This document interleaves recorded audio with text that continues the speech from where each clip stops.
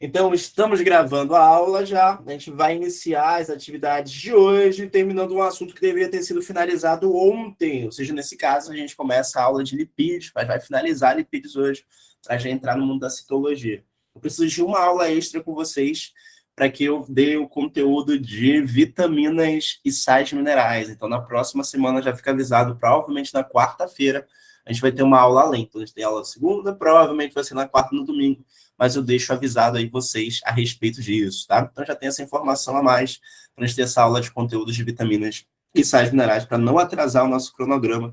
Todo mundo já recebeu o cronograma de biologia, né? Vou reenviar no grupo para quem não tem. Bora lá. Na aula de hoje a gente conversa um pouquinho a respeito de lipídios e a primeira coisa que a gente fala sobre os lipídios, conhecem esses lipídios no popular como sendo os famosos óleos e as gorduras, tá? Então, os óleos e as gorduras representam para a gente a classe dos lipídios. A principal característica de óleo e gordura que vem na cabeça da gente é o quê? Eles não se misturam com a água, né? Eles não misturam com a água. Então, eles são caracteristicamente moléculas apolares. Professor, apolares, o que é isso? É que não apresenta um grau de polaridade. A molécula de água é polar. A química tem uma regra básica. Semelhante dissolve semelhante. Polar dissolve polar. E apolar dissolve apolar. A água, sendo uma molécula polar, não consegue solubilizar os lipídios, que são caracteristicamente apolares. Eu estou rindo porque uma vez eu encontrei assim, uma galera, umas crianças brincando na rua, né? Pô, eu morava numa vila antes de morar aqui no apartamento. E aí tinha uma poça de óleo, pô. Vocês já viram poça de óleo de carro quando cai no chão? Forma uma poça colorida. E aí, e aí tinha umas crianças olhando assim, tipo, fascinadas, tipo, meu Deus, o que é isso, né? Porque que é essa parada brilhosa aqui? Aí eu falei, é um arco-íris que caiu no chão. Aí fica desse jeito. Aí as crianças, sério, tio? Com certeza. Eu não sei, nunca te falei que era mentira. Lembrei delas agora. Bora lá. Os lipídios caracteristicamente são moléculas apolares e eles têm como função principal seria uma reserva de energia. Então, a primeira coisa que eu vou colocar aqui em termos de função é que eles apresentam essa característica de serem uma boa reserva de energia. Se eles são uma reserva de energia, obviamente que eles são capazes de gerar energia. E aí, a primeira coisa que eu queria que vocês soubessem é o seguinte, ó, quando a gente fala de produção energética, de moléculas que servem ali no geral para produção de energia, a sequência que a gente tem de consumo de energia preferencial é carboidrato, depois lipídio, depois proteína. Essa é a sequência que a gente tem. Carboidrato, lipídio e proteína. Quando, no entanto, eu comparo carboidrato e lipídio, olha o que eu te falei anteriormente, carboidrato é a principal fonte de energia, depois que vem lipídio. Mas quando eu comparo carboidrato e lipídio, quem que produz mais energia? Lipídio. Então, os lipídios conseguem gerar, em termos energéticos, muito mais ATP do que as moléculas de carboidrato. Professor, mas por que então que lipídio não é a fonte principal? Por causa disso aqui, doutores. Porque os lipídios são caracteristicamente o quê? Apolares. E se eles são apolares, é difícil transportar. Porque se ele é apolar, ele não é tão solúvel em água. E, portanto, eu não consigo transportar no sangue, que a maior parte do seu componente é água. É difícil armazenar lipídio. Porque como ele não solubiliza em água, eu tenho ali que expulsar a água da célula para poder colocar lipídio dentro dela. E outra coisa importante, a gente quebra lipídio por hidrólise, ou seja, por adição de água. E se ele não interage bem com a água, é mais difícil quebrar. Então, eles são uma reserva de energia. Por que eles não são uma fonte principal de energia, já que eles geram mais conteúdo de ATP? Justamente por isso, ó. Então, vou botar aqui essa informação. Os lipídios são uma reserva justamente porque é difícil fazer o que com esses caras? É difícil para a gente armazenar, é difícil para a gente transportar e é difícil para a gente quebrar, hidrolisar lipídio, tá? Então, difícil armazenamento, difícil transportar e é difícil quebrar. Lembra que a gente quebra através de reações de hidrólise, né? Hidro é água, lise é quebra. Beleza? Então, de novo, quando eu comparo os lipídios com os carboidratos, os lipídios geram mais energia, no entanto, não são a fonte principal, justamente porque é difícil armazenar, é difícil transportar e é difícil quebrar estes lipídios. Beleza? Tranquilo até aí? Tá bom. Uma outra coisa importante é que o consumo excessivo de lipídios acaba gerando no corpo, quando esses lipídios são utilizados como fonte de energia, os chamados corpos cetônicos. Os corpos cetônicos são produzidos a partir do metabolismo dos lipídios. E eles geram na gente um fenômeno chamado de acidose. O corpo fica mais ácido. Doutores, vocês acham que uma acidose é uma parada boa ou ruim? É ruim. É ruim. Tá bom? Uma parada ruim. O corpo fica mais ácido. Não posso nem ter acidose nem alcalose. Nenhum dos dois é bom. Tranquilo? Então, percebe que o metabolismo dos lipídios, né, comparado aos carboidratos, tem muito mais desvantagem. Daí os carboidratos seriam a fonte principal de energia. Carboidrato é solúvel em água, então é fácil transportar, é fácil armazenar e é fácil hidrolisar também. Alguém quer comentar alguma coisa?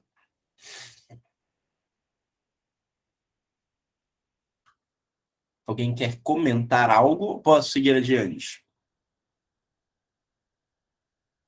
Nadinha, facinho, né? Tá. Agora, olha a pergunta que eu vou fazer para vocês. A galera que estava no mesa já sabe, mas se esqueceram, vale a pena relembrar, porque é um assunto de prova. Vocês aprenderam que o lipídio é a fonte secundária de energia, né? Por que que o paciente que é diabético, ele entra muitas vezes em acidose metabólica?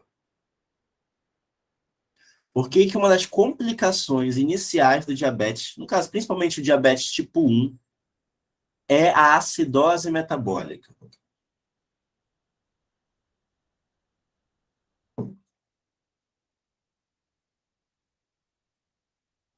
Consegue raciocinar? Bora lá? Quando o paciente tem diabetes, quando o paciente tem diabetes, ele não consegue colocar o que dentro da célula dele direito? O açúcar, não é isso? Ou porque ele tem problema no receptor, como é o caso do diabetes tipo 2, ou porque ele não produz insulina adequadamente. Se ele não consegue colocar açúcar dentro da célula dele, concorda comigo que vai ter que ser obrigado a utilizar lipídio? Então, o paciente que é diabético, ele entra em acidose por quê? Ele não consegue colocar açúcar dentro da célula e é obrigado a consumir lipídios. E um dos produtos do metabolismo dos lipídios são os chamados corpos cetônicos, o que acaba gerando nesse paciente diabético a chamada acidose ou cetoacidose diabética. Tranquilo? Deu para entender? De boas? Tem questão sobre isso, tá? Tem questão sobre isso na apostila.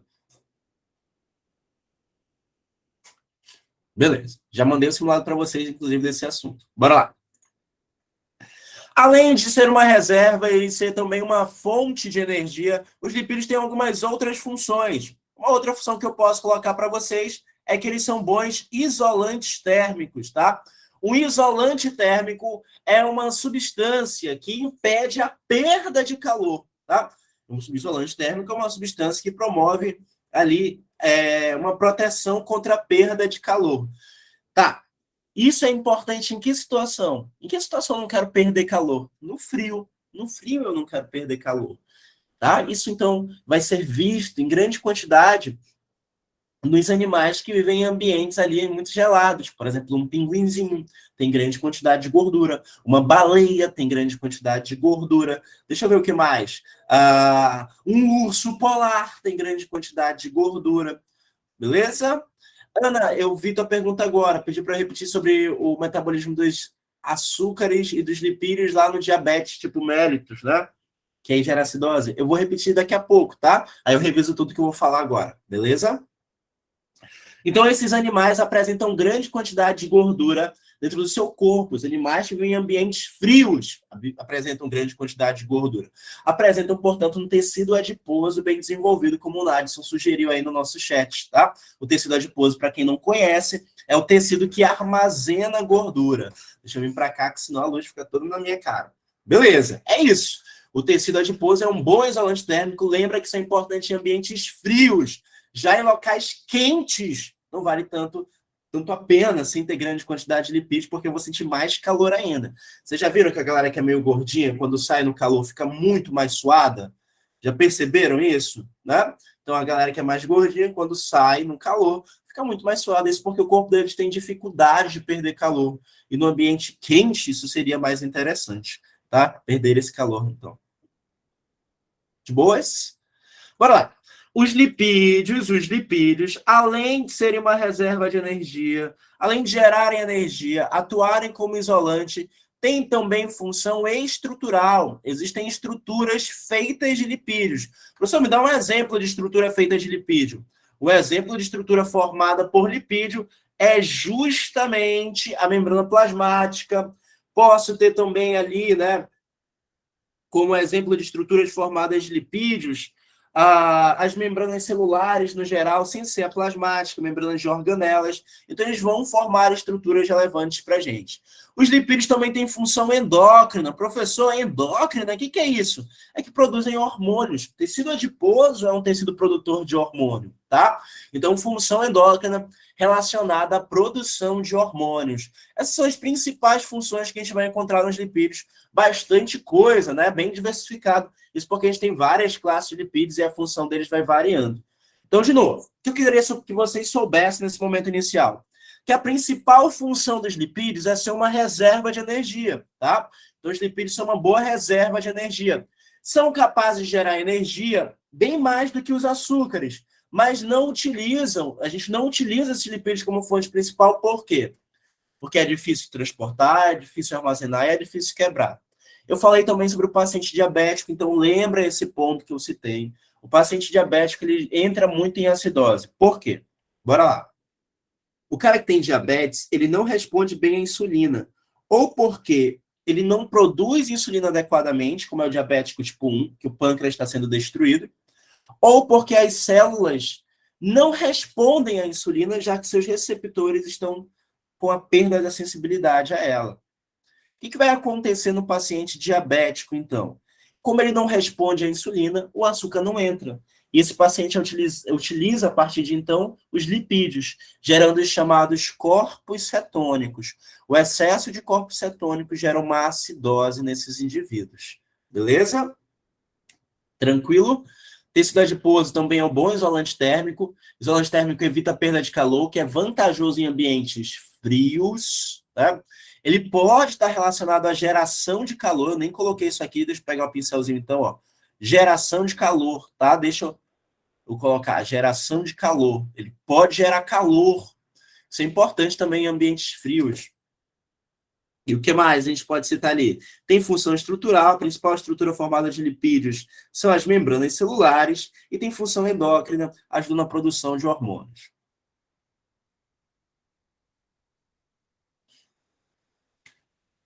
Maria Júlia perguntou aqui, então eles pegam a energia dos lipídios ao invés dos carboidratos? Quem? Os animais de ambiente frio?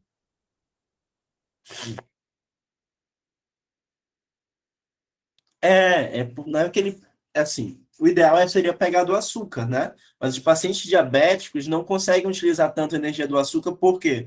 Porque o açúcar não está entrando na célula. Lembra que o paciente diabético não responde à insulina, então o açúcar não vai ser absorvido pela célula. Eu não vou ter uma resposta para absorção de açúcar. Então esse açúcar fica todo no sangue. Então, se a célula não consegue absorver o açúcar, ela é obrigada a utilizar uma outra fonte de energia, que são os lipídios. Tá bom? Não é que eles pegam a energia dos lipídios assim porque é melhor para eles, não. É porque é um problema, né? Eles não conseguem metabolizar também os açúcares, tá? Já né, que eles estão com problema na resposta à insulina. Beleza, doutora? Tranquilinho, né? Show, primeira parte já, então, dita, né? Podemos seguir adiante?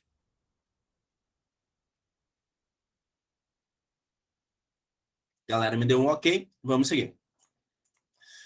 Como tudo que vocês conhecem na biologia, a gente precisa classificar os lipídios também. Então, a gente vai aprender agora a classificação dos lipídios. E a primeira classe de lipídios que a gente conhece é a função são os ácidos graxos, tá? Então, a primeira classe, a primeira função aqui são dos ácidos graxos. Gente, os ácidos graxos, eles apresentam ali como função principal a geração de energia. Então, são eles os principais lipídios utilizados na geração de energia, tá? Então, pensou em energia no classe dos lipídios, os ácidos graxos vão estar ali representados. Olha só isso aqui, ó. Essa quina representa para mim um carbono, tá? Então, eu tenho um radical ligado a um carbono com C dupla O, OH. Que função é esta aqui? Que função é esta? C dupla O, OH representa qual função orgânica? Responde para mim aí no chat. Sem dúvida alguma, ácido carboxílico. Então, quando a gente olha para os ácidos graxos são ácidos carboxílicos, tá? Esse R, professor, é de quê? É rádio? É um elemento químico? Não, doutores, isso aqui, esse R é um radical, representa para mim uma cadeia carbônica, tá? Então, eu posso ter 1, 2, 3, 4, 5, 6 carbonos. Os ácidos graxos começam geralmente a partir de 4 carbonos. Então, isso aí representa para mim uma cadeia carbônica. Então, se eu te perguntar o que é um ácido graxo, o ácido graxo é um ácido carboxílico, tá? É um ácido carboxílico. E esse R representa para mim uma cadeia carbônica. Beleza? Tranquilo? Olha só a imagem de baixo. Ó, tá bom? Aqui, ó, em carbono, um carbono, um carbono, um carbono, um carbono, um carbono, um carbono, carbono, carbono, carbono. Ó, uma cadeia carbônica terminando em C dupla OH. Função, ácido carboxílico. Percebe que entre os carbonos eu tenho apenas ligações simples, não é isso que eu estou vendo aqui, ó? Um traço só, apenas ligações simples. Então eu considero que essa cadeia é uma cadeia saturada. Esta cadeia apresenta apenas ligações simples. Então, eu tenho apenas ligação simples.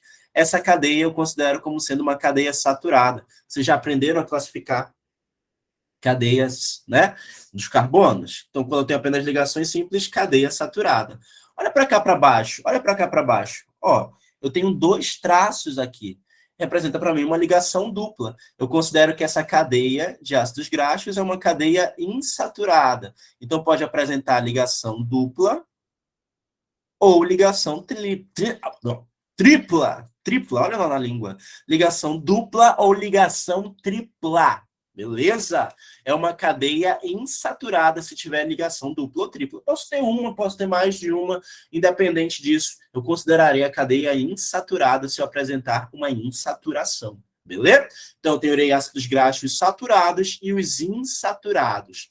Os ácidos graxos saturados geralmente são de origem animal quando aparecem em prova, tá? E eles vão ser representados ali principalmente por gorduras, que tem um estado mais sólido. Enquanto que os insaturados apresentam como sua origem principal sendo a dos vegetais. E eles vão ser ali óleos. Deixa eu ver aqui o chat. O que é um radical na biologia? É a mesma coisa que um radical na química. Tá? O radical representa para mim um ligante. Um ligante. Uma cadeia carbônica. Beleza? Então, radical é uma cadeia carbônica. É um ligante. Faz sentido para vocês? Faz sentido? Se vocês não souberem muito Química 3, aí talvez não faça sentido. Eu vou precisar desse assunto. Mas então, olha só para cá, ó. Aqui, ó, né, C dupla OH que a gente conversou, né? Aqui seria o quê? O radical, não é isso? Olha só, é uma cadeia carbônica esse radical. Tá? Então, esse R lá naquela representação, ó, aqui em cima, representa uma cadeia carbônica. Olha só aqui, ó, de baixo, ó. Carbono, né, dupla OH, aqui seria quem? O radical. O radical é tudo isso aqui, ó. É uma R, é uma letra que representa para a gente na química uma cadeia carbônica. Entendeu, Maihara? Maihara? Ou é Maiara? Sim. De boa, então toda vez que aparece esse R, representa para mim uma cadeia carbônica, tá? A gente já viu, inclusive, isso lá nos aminoácidos. Não sei se você vai lembrar ou se você viu essa aula, mas a gente tem lá, assim, ó, carbono alfa, que é o carbono central, aí eu tenho um grupo amino, NH2, C dupla OH, o outro ligante é um hidrogênio e o outro é um radical. Então, Maiara. Perfeito. E outro ligante é um radical, tá? Esse radical é uma cadeia carbônica, pode ser várias coisas, né? Beleza. Show. Tranquilo? Aprenderam a classificar os ácidos graxos, podem ser novamente saturados ou insaturados. Beleza? Tranquilo até aí? Se tiver ligação simples saturado, se tiver ligação dupla insaturado. Show?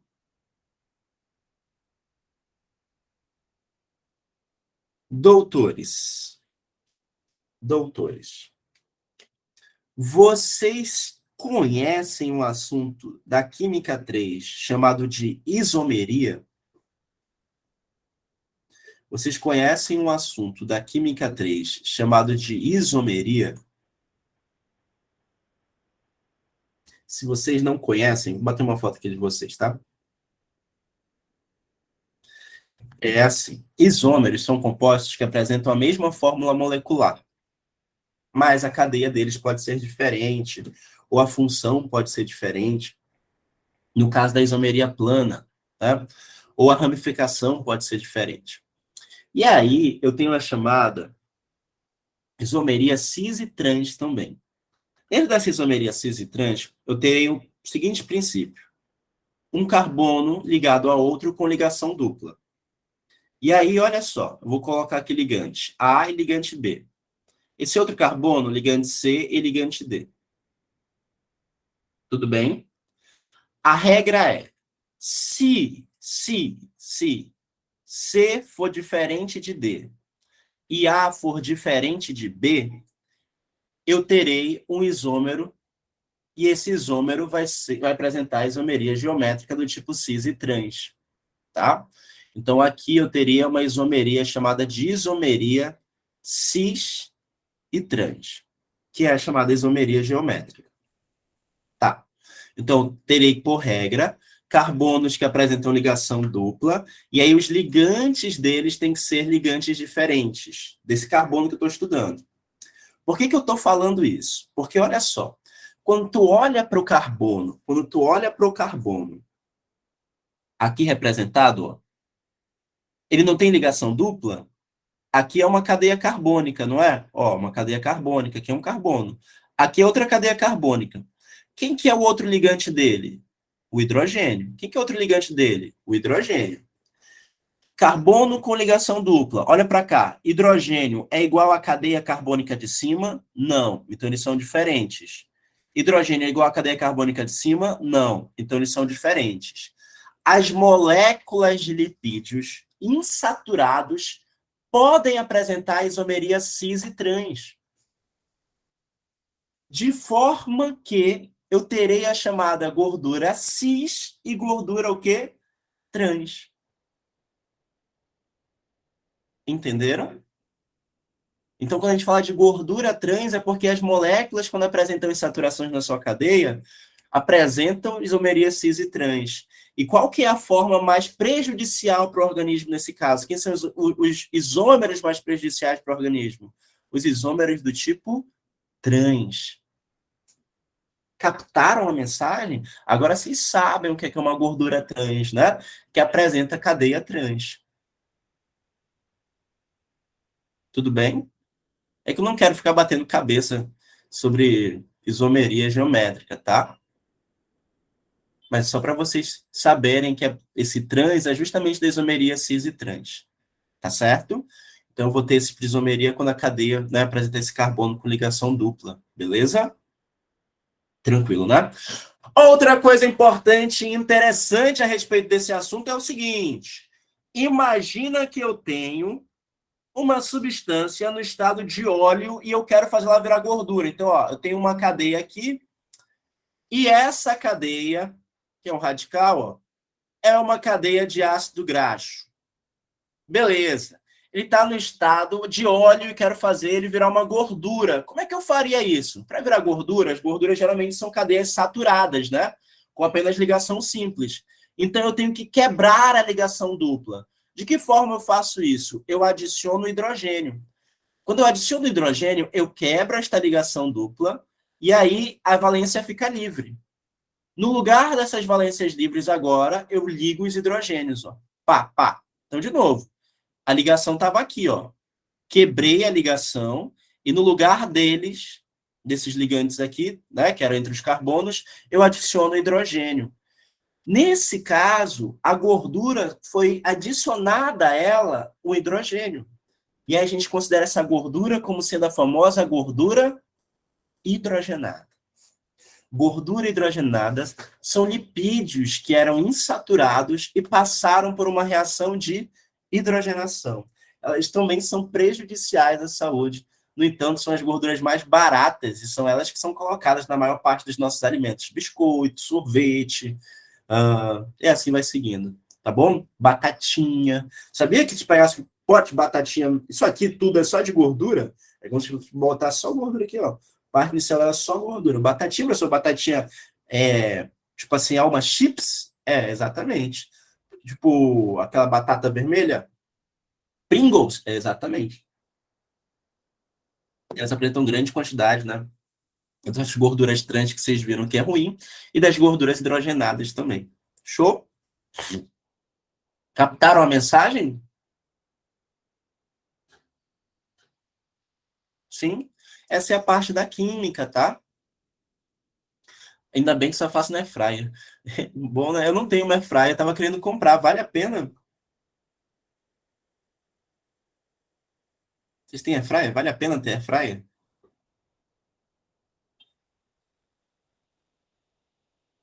Pô, preciso comprar uma. Dá para descongelar a carne na airfryer? Que esse é o meu maior problema. Dá? Pô, então eu vou comprar uma. Porque, cara, às vezes eu deixo de comer, de fazer comida, porque eu fico com preguiça de descongelar. Porque eu fico, pô, até descongelar a comida, mano, eu já vou ter dormido.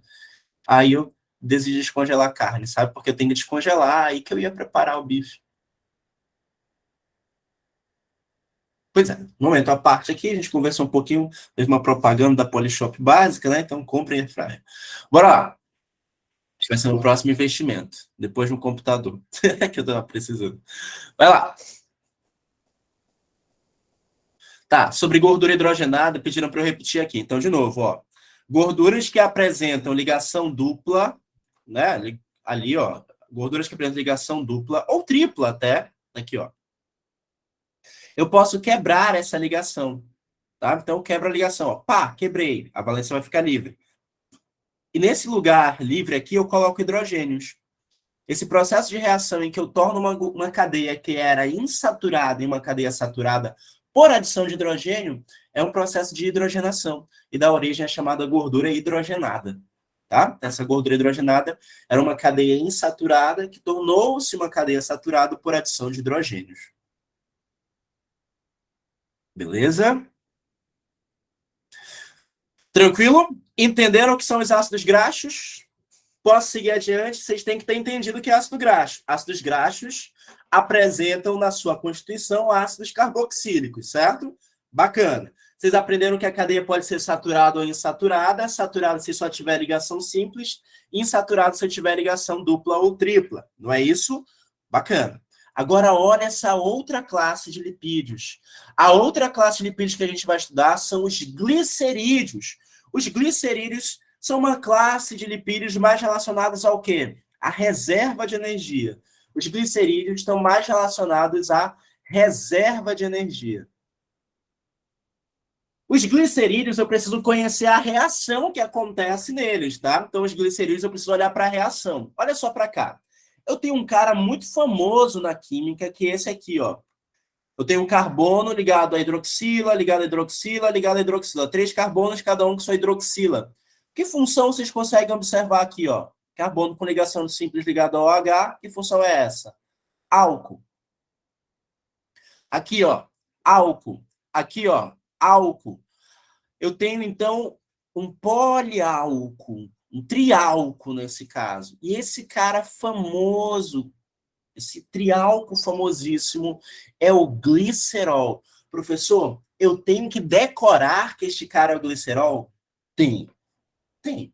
Você tem que bater o olho e reconhecer um glicerol. Então, o glicerol é um triálcool, tá? Ele é um triálcool. Olha o que vai acontecer. Esse glicerol, ele pode reagir com o ácido graxo, tá? Olha o ácido graxo aqui, ó. C dupla O, H. Tá vendo? Né? É que tá meio ruim a imagem. Deixa eu afastar um pouquinho. Melhor. Pronto. Olha só. C dupla O, H. Não é? Olha o que vai acontecer de importante. Alguém perguntou alguma coisa aqui. Bora ver.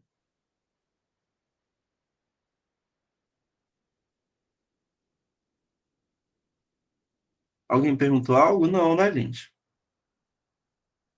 Ah, tá. Beleza. Então vou seguir. Seguinte. Então olha só para cá. Ó. Eu tenho o glicerol e eu tenho o ácido graxo. Vocês captaram a mensagem, né? O que vai acontecer? Este OH aqui vai reagir com este hidrogênio aqui, ó. OH mais H vai formar quem? Água. Então, olha, foi embora para formar água. OH mais H foi embora para formar água. O que vai acontecer? Eu vou ter a ligação da cadeia agora do glicerol com a minha cadeia aqui do meu ácido graxo, tá? Então, eu terei a ligação desta cadeia de glicerol com ácido graxo. Quer ver? Olha só aqui, ó. CO, tá vendo? CO. Aí agora olha só para cá, ó. Tá vendo? C dupla O, carbono ligado ao radical. Nesse processo, de novo, quando eu juntei os dois, eu liberei o que, doutores? Água. Então, quando eu junto um glicerol com um ácido graxo, eu tenho uma chamada síntese por desidratação. A reação do glicerol com os ácidos graxos é também uma síntese por desidratação. De novo, olha só. A parte aqui do ácido carboxílico vai reagir com o hidrogênio da hidroxila. OH mais H vai formar quem? Água, professor, forma água. Isso! O hidrogênio foi embora, olha só, o hidrogênio foi embora, né? Esse OH foi embora. O oxigênio vai se ligar com este carbono. Olha só aqui, ó, oxigênio ligado ao carbono. E eu juntei o glicerol ao ácido graxo. Nesse caso, se eu tivesse só um ácido graxo reagindo com um glicerol, eu teria o chamado monoglicerídeo. Se eu tiver dois ácidos graxos reagindo, ó, aqui, ligou aqui nesse aqui, ó, ligou neste e ligou neste. Se eu tiver duas reações, ó, um para um, aqui o outro ligou neste outro, eu teria um diglicerídeo. Se eu tiver os três reagindo com três ácidos graxos, aí eu teria um triglicerídeo. Triglicerídeo. Então, o que é o glicerol? O glicerol é um poliálcool e ele pode reagir com os ácidos graxos, formando os chamados glicerídeos. Se eu substituo um grupo álcool com um ácido graxo, monoglicerídeo.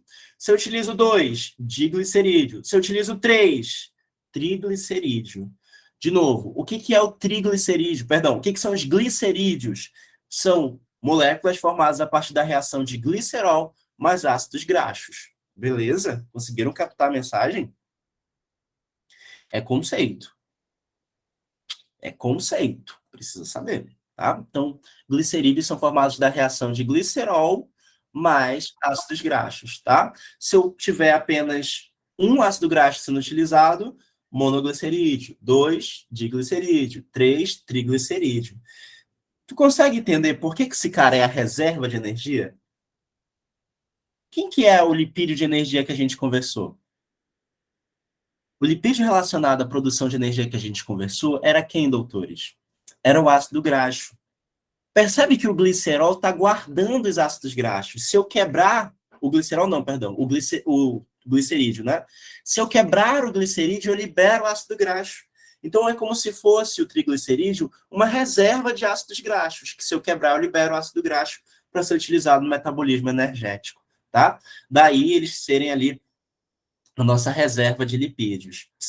Quando tu faz exame de sangue, a gente pede no lipidograma dosagem de quem? HDL, LDL, que a gente vai estudar daqui a pouco, colesterol e triglicerídeo. Se aparece no teu exame de sangue a taxa de triglicerídeo alta, é sinal que está guardando muita gordura.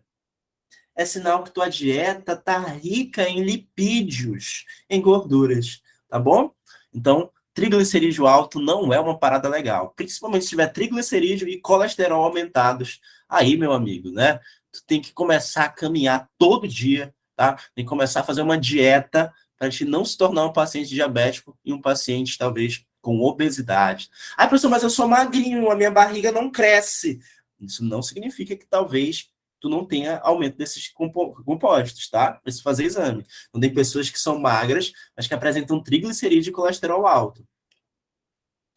Se eu tivesse 3 substituições, sim, liberaria 3 moléculas de água. Para cada OH utilizado, eu libero uma água, tá bom, doutora?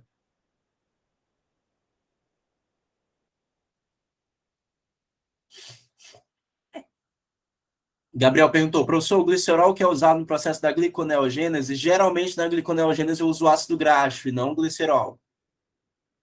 Mas eu posso utilizar o glicerol como fonte de energia também, tá bom? Nada impede. Mas geralmente são os ácidos graxos.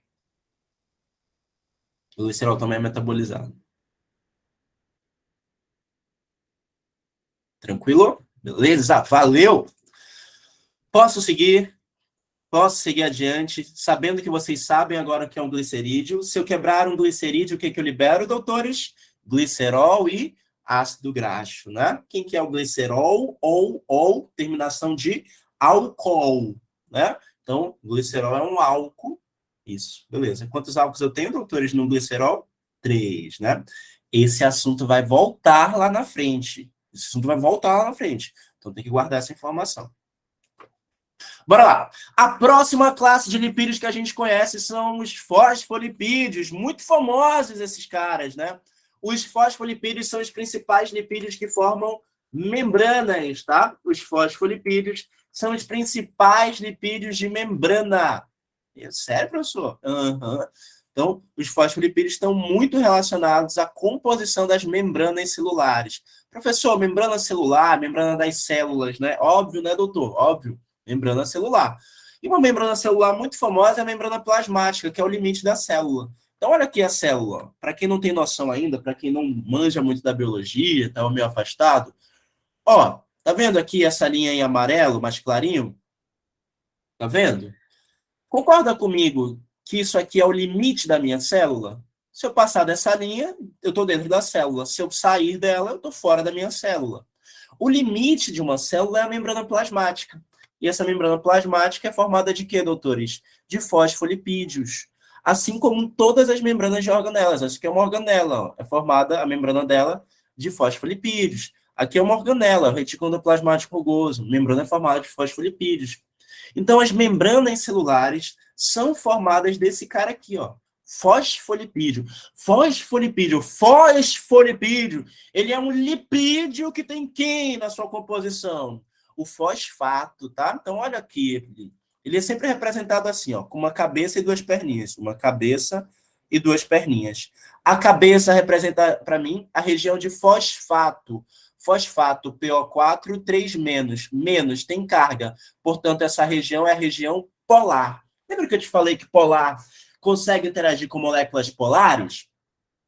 Então, este cara aqui, ó, né? Ele consegue interagir com quem é polar. Quem que é o famosa molécula polar? A água. Então, ele consegue interagir com a água. Eu digo que essa região é a região hidrofílica. Hidrofílica. Deixa eu só colocar o computador para carregar aqui. Região hidrofílica. Tá, vamos já voltar. Pronto. Sim, não estava carregando. Top. Bacana.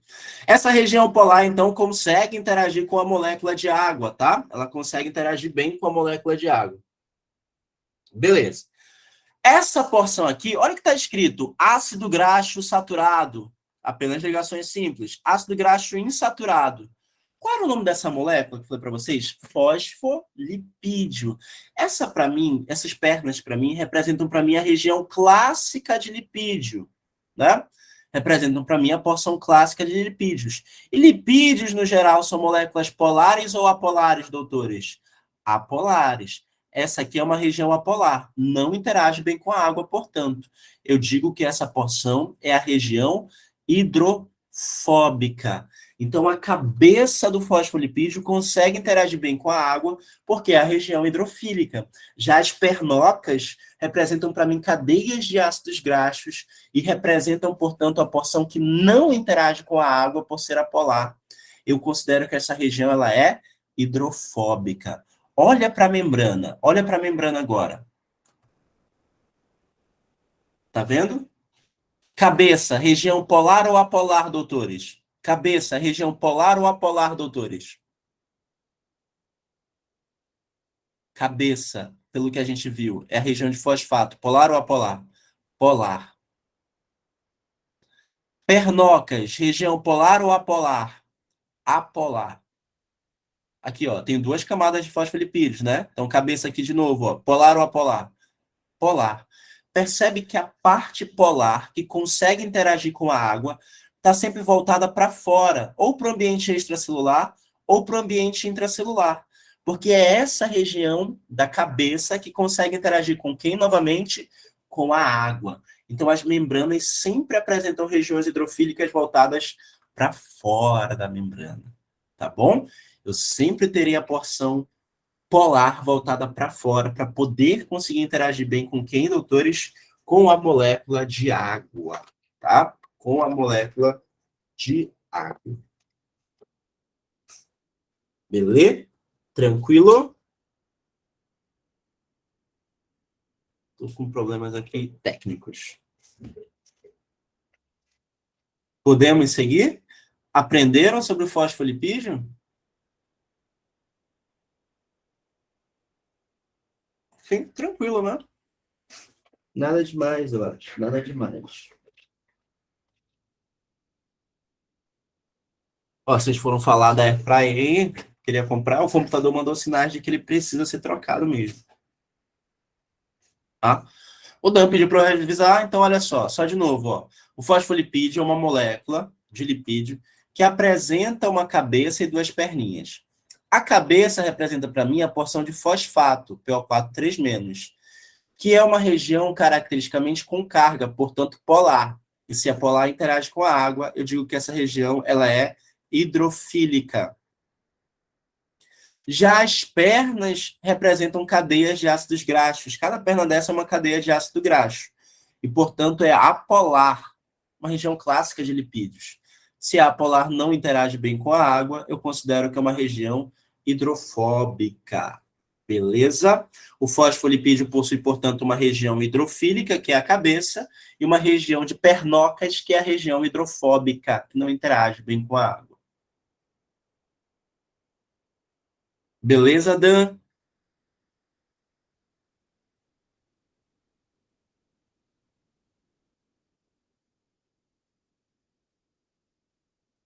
Dan, você se foi? Beleza? Tá bom. Agora, doutores, seguinte. Nos lipídios, a gente viu que geralmente eles apresentam uma região apolar só, né? Só tem região apolar. A característica principal deles é que eles são apolares. Tá bom.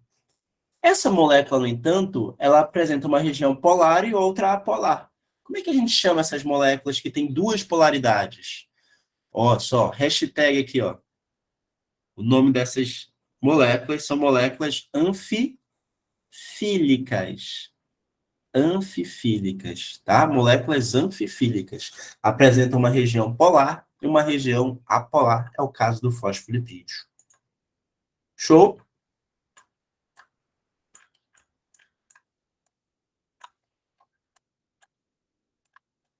Beleza? Podemos seguir? Sim. Ai.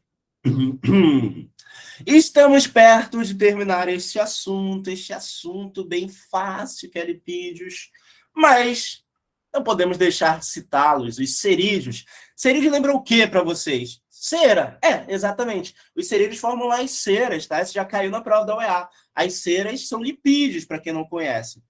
E aí, gente, aqui eu queria só que vocês lembrassem que cera é utilizado nos animais, principalmente nas aves, para impermeabilizar as penas. Então, já parou para pensar que algumas aves ficam na água e aí depois elas conseguem voar? Mas como Como que ela consegue voar, professor, se ela está encharcada? Porque as penas delas são impermeabilizadas. As penas das aves são impermeabilizadas por cerídeos. E aí, então, como não interage bem com a água, por ser hidrofóbicos, lipídios, né? No caso dessa classe dos cerídeos, eu tenho ali a ave só se sacudindo, jogando fora a água e podendo voar. Tá bom? Então, os cerídeos ajudam a impermeabilizar as penas. Existe uma glândula produtora desses cerídeos nas aves. A gente vai chamar essa glândula de glândula uropígia. Tá? Então, glândula uropígia é a glândula presente nas aves que ajuda a impermeabilizar. E nos vegetais? Os vegetais também têm cerídeos? Sim, tá? Eles impermeabilizam as folhas. Nos vegetais tem impermeabilização de folhas para evitar justamente perda de água, tá? Cerídeo, muito medo de água? Guarda assim não. Cerídeo guarda que ele é hidrofóbico. Aí ele não consegue interagir com a água, tá bom? Cerídeo. Cerídeo hidrofóbico, apolar, né? Beleza? Mais fácil guardar assim. Mais certo, né? Agora, não menos importante, para a gente matar este assunto, o colesterol. O colesterol pertence à classe de lipídios chamados de esteroides, tá, doutores? Então, existe uma classe de lipídios chamados de esteroides. E dentro dessa classe de lipídios, a gente tem ali como principal representante dos esteroides o colesterol. Então, vou botar aqui os esteroides. E aí, dos esteroides, passar uma setinha aqui, ó. Pá! Principal esteroide, o colesterol. Olha só ele aqui representado, tá? O colesterol também é uma molécula anfifílica, tá? Anfifílico. Possui, portanto, uma região polar e apolar. Importante sobre o colesterol. Muita gente acha que o colesterol é um vilão, né? Pô, o colesterol faz mal pra caramba, professor. O colesterol é ruim. Na realidade, não. O colesterol é muito importante. O colesterol ele é essencial para a nossa vida. Ele é tão importante que a gente produz colesterol. E a gente pode obter também através da alimentação. Se eu produzo, eu posso falar que o colesterol tem origem endógena. Acontece a produção dele dentro da gente. Mas quando eu obtenho através da alimentação, eu digo que a origem dele é exógena, a partir, então, do ambiente externo, a partir da alimentação. Então, eu posso tanto produzir colesterol, quanto eu posso obter através da minha alimentação. Quem é o órgão que produz colesterol, doutores? Quem é o órgão responsável pela produção de colesterol? É o fígado. Exatamente. Vocês já estão ali craques em saber, né? Que na dúvida, chuta fígado, que a chance de acertar é muito grande. Tá? Sempre ele é nosso melhor amigo. Exatamente, é o fígado. Tá? Então, o fígado é responsável pela metabolização do colesterol, pela produção dele também. Bora lá. O colesterol tem várias funções e a primeira que eu vou colocar aqui para vocês é na produção da chamada bile. O fígado ajuda na produção da bile. O que é a bile? A bile é produzida pelo fígado. E essa é a que produz a bile. O fígado também, né? O fígado produz essa bile e essa bile ajuda a emulsificar as gorduras. Porque olha só, para eu quebrar lipídio, eu preciso promover hidrólise, que é a água quebrando a molécula. Só que lembra que lipídios não interagem bem com a água? Então, o que eu faço? Eu utilizo uma molécula capaz de atrair a porção apolar dos lipídios e atrair a água, porque essa molécula também possui uma região polar, ela é anfifílica, né? Então, essa bile, ela emulsifica, ela junta tudo ali para ajudar na ação da lipase. A bile não quebra a molécula. A bile não quebra lipídio, a bile emulsifica, junta tudo ali para que a gente facilite o processo da quebra, tá? Então a bile é produzida a partir do colesterol. Tranquilo? De boas? Tá. Vocês são fitness, galera? Quem é fitness aí? Galera que é fitness, come bastante fibra, né? Quem é fitness tem constipação intestinal também come bastante fibra. Para repetir, da bile, o que é a bile? A bile é uma substância produzida pelo fígado, tá? Que ajuda a juntar as gorduras para facilitar a quebra delas. A bile não quebra as coisas, Ela ajuda na emulsificação, ela promove a emulsificação, o que facilita posteriormente a quebra por uma enzima chamada de lipase. Quem quebra lipídio é a lipase, tá? Beleza, Camila?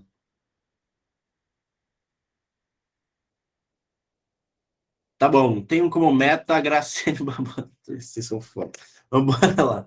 Então, a galera que é fitness deve comer. Estudamos isso no sistema de história. Isso, a gente vai ver lá no sistema de história. Quando a gente é fitness, assim, a galera, ou a galera que tem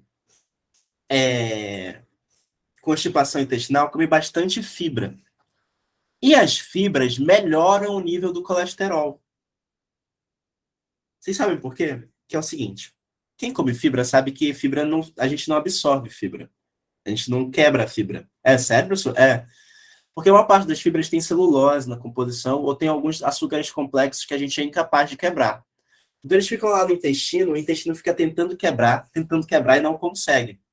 Eles começam a atrair água, então, para esse intestino, que amolece as fezes, por isso que é bom para quem tem constipação. Mas do ponto de vista de melhora do colesterol, o que eu queria que vocês soubessem? É que quando a gente come fibra, elas demoram para ser quebradas. Essas fibras, como não são quebradas, o que vai acontecer?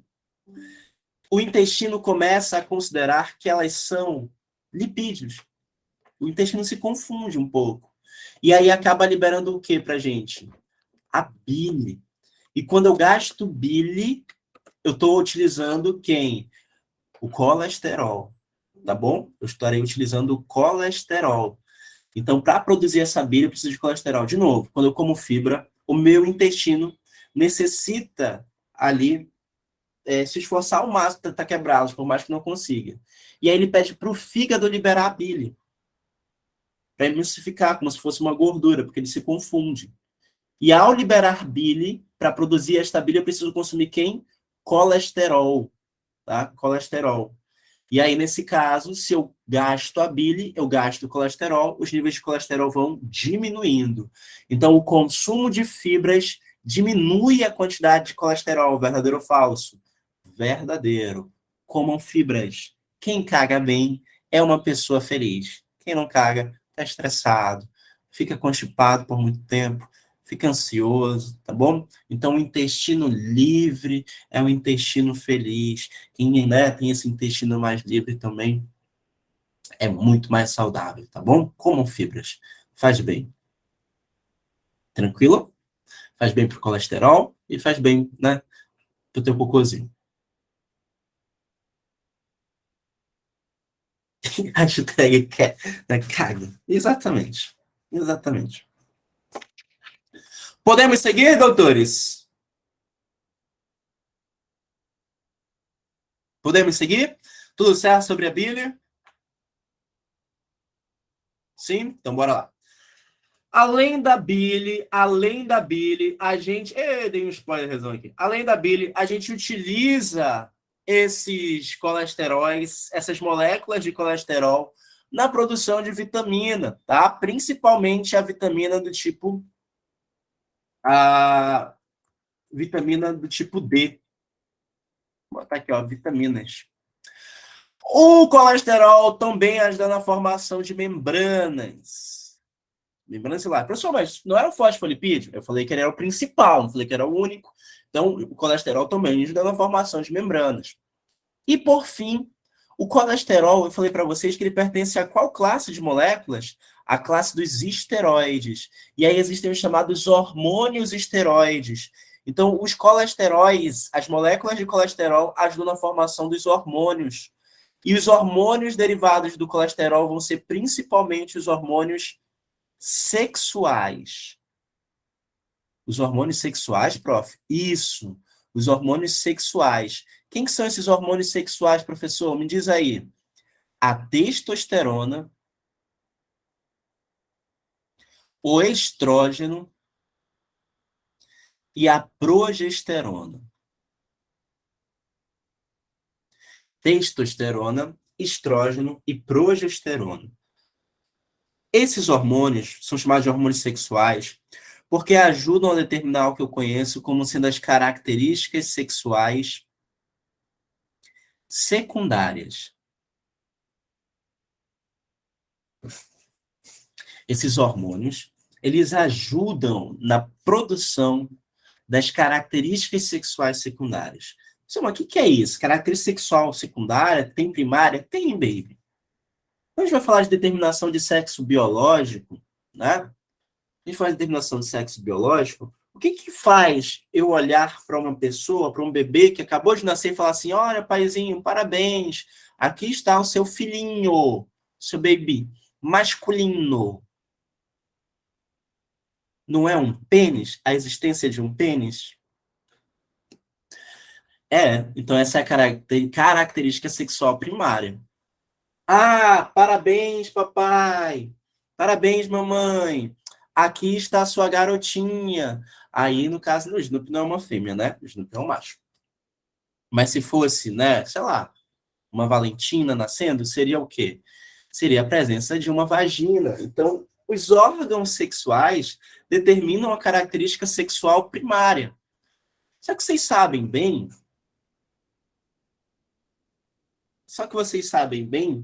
o seguinte, que quando eu olho para as crianças, elas têm um corpo muito parecido.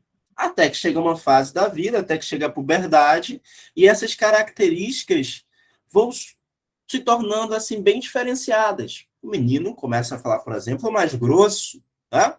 Oi, tudo bem? Ele passa por aquela fase em que a voz muda um pouquinho. Oi, tudo bem? E aí depois ele começa a falar assim com uma voz mais, olá, vem sempre aqui, né? Aquela voz de tia fumante. Então a voz se torna mais grossa. O que acontece? Surgem balas, surge barba nessa pessoa. Surge barba nele, né? Os pelos pubianos, nas axilas também vão surgindo pelos, começa a surgir mais pelos pelo corpo. Ele começa a ganhar corpo, né? Então tu fala assim, meu Deus, olha só o fulaninho, era uma criança, agora tá forte, tá grande. Né? Isso tudo é ação de um hormônio. Qual hormônio? A testosterona. Então, aumento de massa muscular, surgimento de pelos pelo corpo, o desenvolvimento do órgão sexual que tende a crescer na fase da puberdade, né? Tudo isso acontece por ação da testosterona. Então, a testosterona é o principal hormônio masculino, tá? Professor, e a mulher? A mulher, os principais hormônios para ela vão ser o estrógeno e a progesterona. Na mulher vai desenvolver mama, vai desenvolver mais o quadril, vai iniciar o ciclo, né? A mulher é muito mais complexa do que o homem, a gente vai ver isso no sistema endócrino. Mas, para ela, os principais hormônios vão ser estrógeno e progesterona, tá? Então, essas são as principais características sexuais secundárias. Só vocês lembrarem da puberdade de vocês, tá? Tudo que aconteceu na puberdade, que foi mudando no corpinho de vocês, característica sexual secundária, beleza? Mulher, até hoje não cresci direito, até hoje minha voz não mudou e até hoje não desenvolvi um peitoral, assim, de adolescente que passa por uma puberdade adequada. Acontece, gente, é genética, né?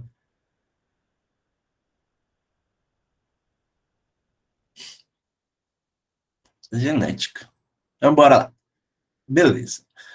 Eu queria perguntar para vocês meninas têm testosterona? Meninas têm testosterona? Sim. Meninos têm estrógeno e progesterona? Sim. A testosterona existe em maior quantidade no homem, o estrógeno e a progesterona estão em maior quantidade na mulher. Mas ambos hormônios existem em ambos os sexos, tá? Coisas interessantes. Isso é uma questão de prova. Os hormônios androgênicos, que são esses que a gente está vendo, são produzidos principalmente pelo testículo e pelo ovário, mas não somente. A suprarrenal, que é uma glândula que fica em cima do rim, também produz esses hormônios. O tecido adiposo também é capaz de produzir hormônios, como eu falei, e produz esses hormônios androgênicos.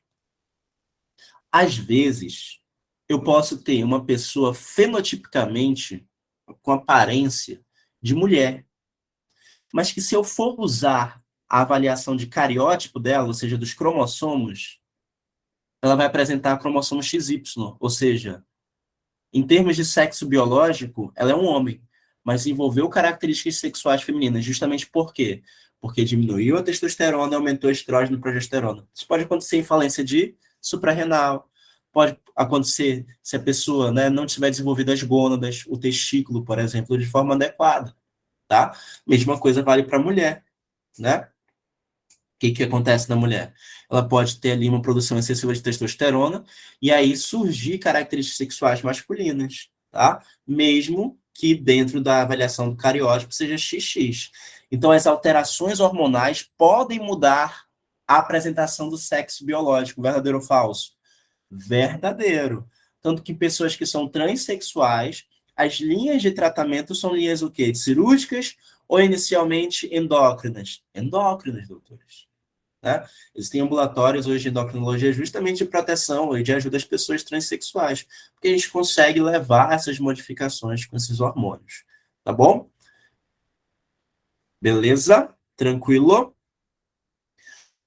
Os hormônios esteroides são apenas os hormônios sexuais? Não. Os hormônios esteroides não são apenas os hormônios sexuais. Aí eu vou botar aqui, ó, que além deles, a gente tem também, botar aqui, além deles, a gente tem também, olha só, o cortisol como sendo um hormônio derivado do colesterol. O cortisol que a gente falou na última aula, né? E esse cortisol, ele é um hormônio relacionado à imunossupressão, está relacionado à gliconeogênese, que a gente conversou, né?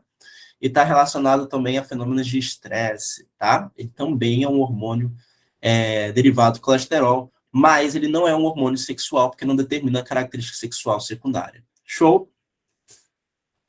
Dúvidas?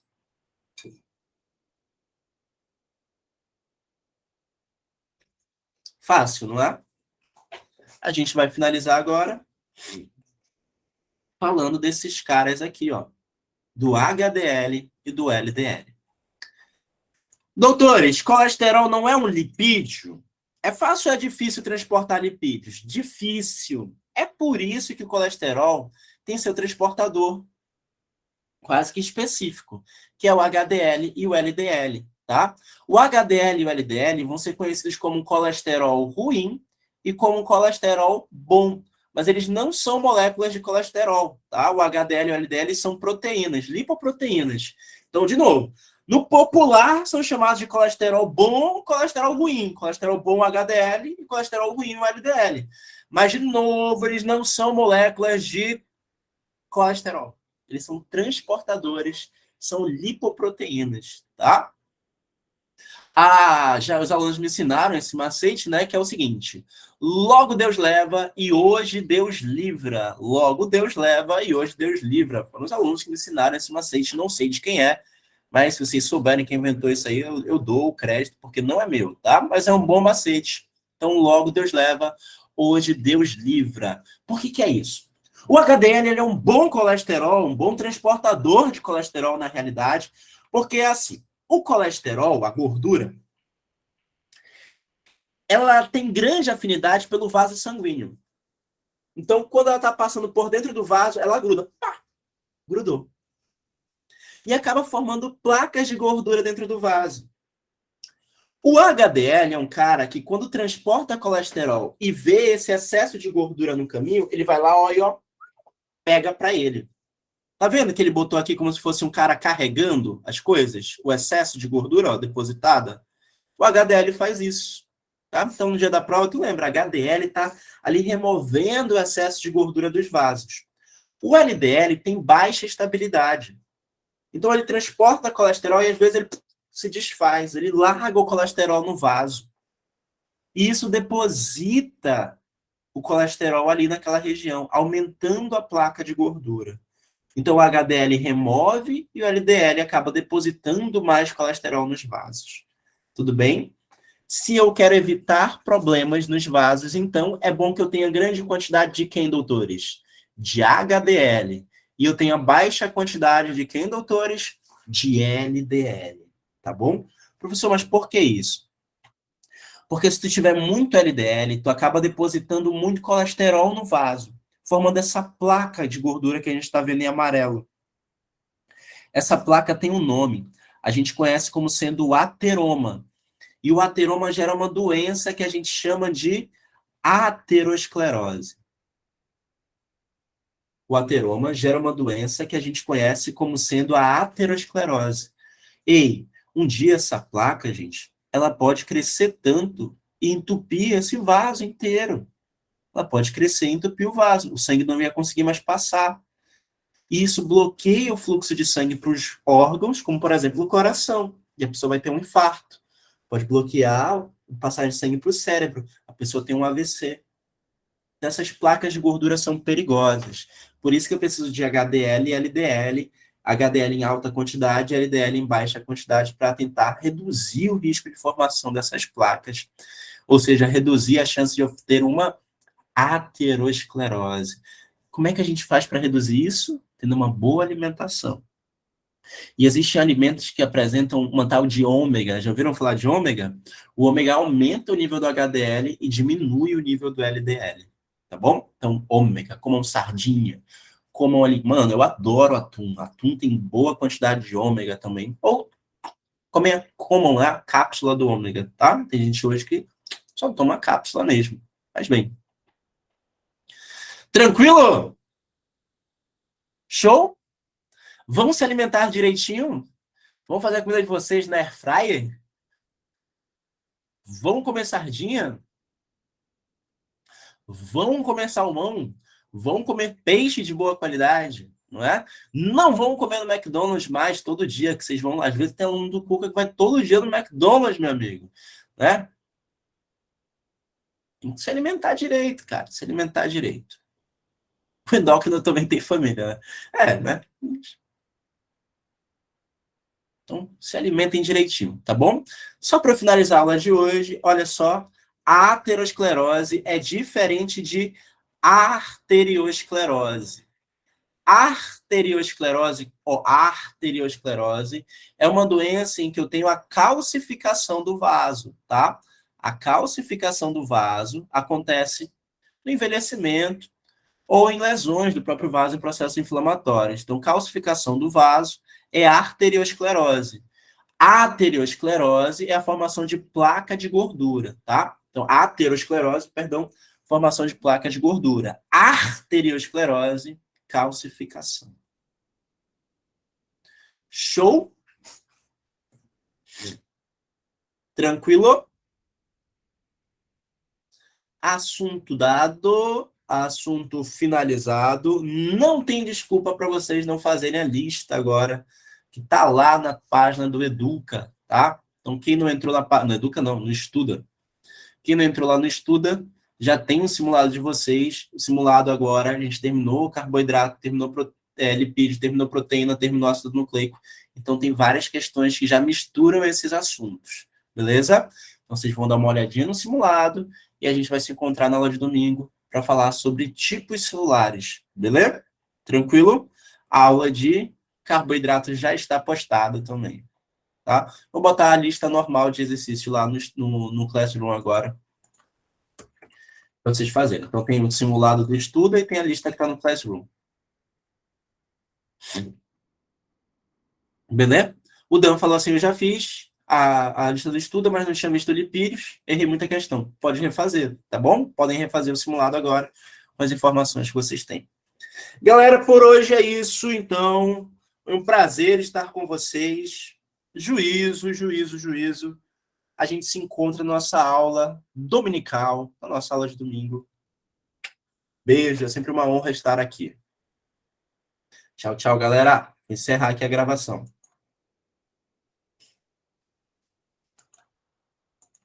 Tchau, Jennifer. Tchau, Ingrid.